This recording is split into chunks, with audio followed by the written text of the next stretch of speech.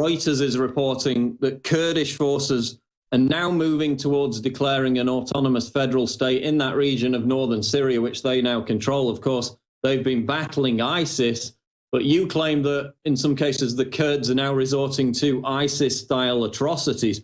Tell us what's happening and why it hasn't received much media coverage.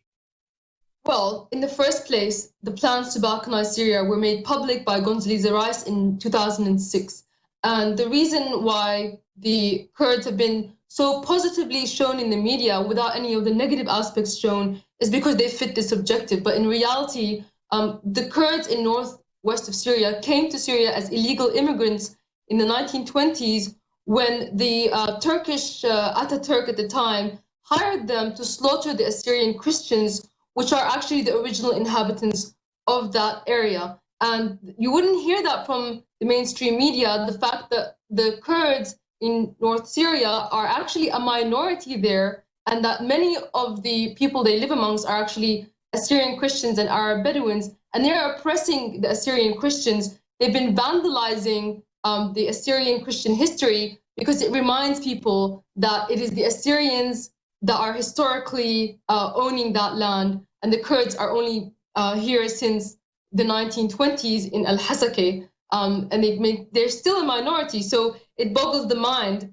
that people would support giving a minority of people, 6% of Syria's population, all of Syria's oil. The Kurds are Iranian Sunni nomads that walked across from Iran, across into Iraq, across into Turkey, and now a little part of Syria. And letting in illegal immigrants has now resulted in them claiming our land. And everybody seems to be uploading this. It's quite ironic. And the fact that the Assyrian history is not even being shown in the media because it breaks this agenda. Now, Reuters is reporting US dismisses Russia call for urgent talks on Syria ceasefire.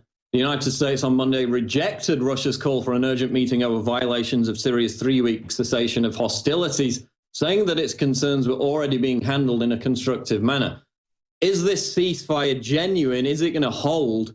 And what's the immediate future look like for Syria? Are we seeing the end, finally, of this civil war in Syria?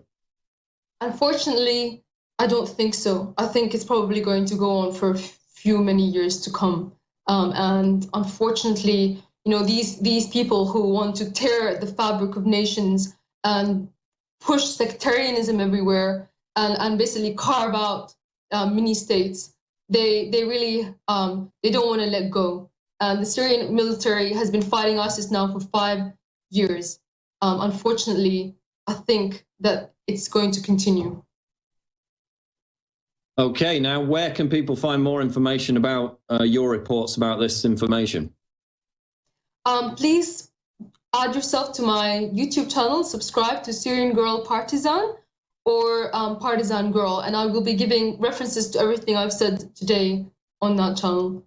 Thank you very much for having me on the show. It's always great. Okay, there goes Syrian Girl. Thanks for joining us. We'll be sure to keep track of developments in Syria.